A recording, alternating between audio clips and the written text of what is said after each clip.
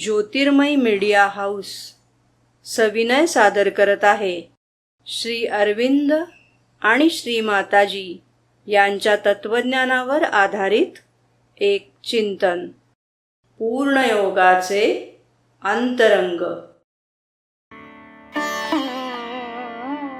नमस्कार. आज आपण श्री माताजींच्या एका महत्त्वाच्या लेखनावर बोलणार आहोत, विरोध आणि त्यावर विजय. यात त्यांनी काही विचार मांडले आहेत की कसं आपण विरोधी शक्तींना ओळखू शकतो आणि त्यांच्यावर नियंत्रण कसं मिळवू शकतो. तर सुरुवात एका छोट्या गोष्टींनी करूया. एक मांजरीचं पिल्लू आणि विंचू यांची गोष्ट आहे. पाहूया आपल्याला काय शिकायला मिळतं यातून. गोष्ट तशी साधीच आहे. एक मांजरीचं पिल्लू असतं. आईच्या तोंडातून ते उडी मारतं आणि जातं खेळायला एका विंचवासोबत. आई त्याला थांबवायचा प्रयत्न करतेय, पण पिल्लू कुठे ऐकतंय. मग काय, विंचू त्याला दंश करतो. पिल्लू मग ओरडत आईकडे परत येतं. आई विचारते, अरे मी तुला जपलं होतं ना, का पळालास माझ्यापासून दूर. आणि इथेच गोष्ट महत्वाची ठरते. म्हणजे तो विंचू फक्त एक प्राणी नाहीये, तो प्रतीक आहे एका घातक विरोधी शक्तीचं. बरोबर. आईचा विरोध म्हणजे काय, तर धोक्याचा इशारा होता. तो त्याने ऐकला नाही आणि परिणाम विंचवाचा दंश. हो, हे आपल्याला शिकवतं की अशा शक्तींकडे, मग त्या बाहेरच्या जगातल्या असोत किंवा आपल्या आतल्या, त्यांच्याकडे दुर्लक्ष करणं किती धोकादायक आहे. अगदी. म्हणजे ही फक्त शारीरिक इजा नाहीये, हे एका मोठ्या तत्वाचं उदाहरण आहे. श्रीमाताजींच्या लेखनातून हे स्पष्ट होतं की या ज्या विरोधी शक्ती आहेत त्या खऱ्या अर्थाने अनिष्ट आहेत. त्यांचं अस्तित्वच नकारात्मक आहे असं म्हणायला हरकत नाही. आणि त्यांच्या चुकीच्या सूचनांना सतत नकार देणं हे खूप गरजेचं आहे, नाहीतर त्या विनाश घडवतात. पण गोष्ट इथे संपत नाही, कारण या शक्ती फक्त बाहेर नाहीत. अगदी बरोबर. खरं तर सगळ्यात मोठा संघर्ष तर आपल्या आतच असतो, नाही का? राग आहे, तीव्र नावग आहे, किंवा मग अतृप्त इच्छा, वासना, या सगळ्या गोष्टी म्हणजे दुसरं तिसरं काही नसून आपल्या आतले विंचू आहेत.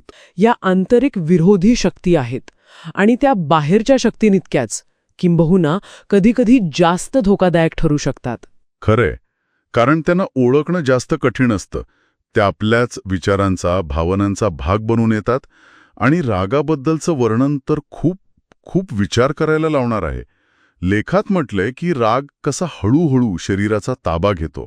सुरुवात होते पायांपासून, मग तो हळूहळू वर चढतो, नाभी, हृदय आणि शेवटी मेंदूपर्यंत. आणि एकदा का तो मेंदूत पोचला की मग स्वतःवर नियंत्रण ठेवणं जवळजवळ अशक्य होऊन बसतं. काय प्रभावी वर्णन आहे, पायांपासून मेंदूपर्यंतचा प्रवास. आणि यात एक खूप महत्वाचा संदेश दडलाय. राग जेव्हा पायांच्या पातळीवर आहे, म्हणजे अगदी सुरुवातीला, तेव्हा तो कदाचित कमी तीव्र असतो. बरोबर. त्याला त्याच टप्प्यावर ओळखणं आणि थांबवणं हे तुलनेने सोपं असतं. जसं जसं तो वर चढतो तसा तो अधिक तीव्र होतो, अधिक भावनिक होतो आणि शेवटी आपल्या विचारांवर, निर्णयांवर कब्जा करतो. अच्छा. त्यामुळे श्रीमाताजींचा भर फक्त राग ओळखण्यावर नाहीये, तर तो कधी आणि कुठे ओळखायचा यावर आहे. अगदी सुरुवातीलाच, त्याच्या उगमस्थानीच. म्हणजे हस्तक्षेप सुरुवातीलाच व्हायला हवा, पण मग इतर जे आंतरिक विंचू आहेत, म्हणजे नावड किंवा तीव्र इच्छा, त्यांच्या बाबतीत पण असंच आहे का?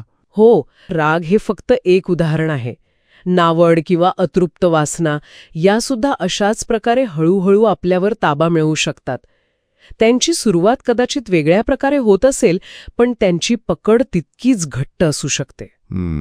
मुद्दा काय आहे की कोणतीही नकारात्मक भावना किंवा विचार जो आपल्याला आपल्या ध्येयापासून किंवा शांततेपासून दूर नेतोय, तो एक प्रकारचा आंतरिक विंचू आहे.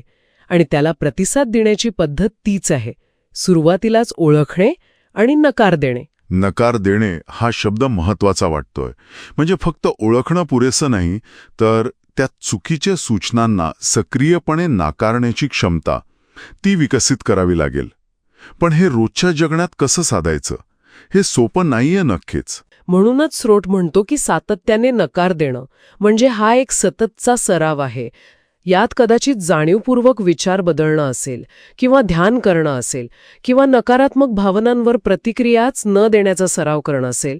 स्रोत अगदी नेमक्या पद्धती सांगत नाहीये, पण सातत्य आणि सुरुवातीलाच ओळख यावर जो भर आहे तो सांगतो की ही एक क्षमता आहे जी आपल्याला विकसित करावी लागेल, मानसिक आणि भावनिक स्तरावरची. तर या सगळ्या चर्चेतून आपण काय घेऊ शकतो, म्हणजे सारांश काय?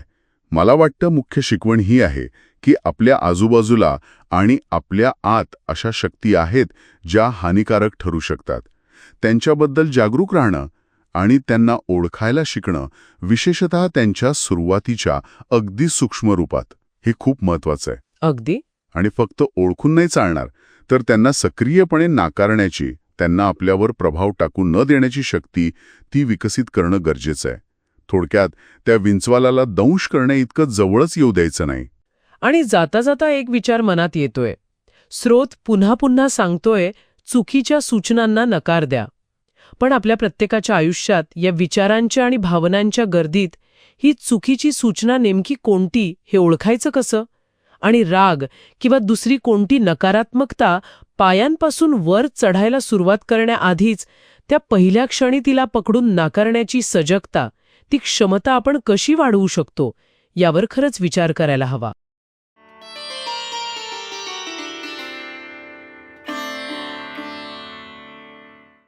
धन्यवाद. उद्या पुन्हा भेटूया आपल्या ऑरो मराठी चॅनलवर.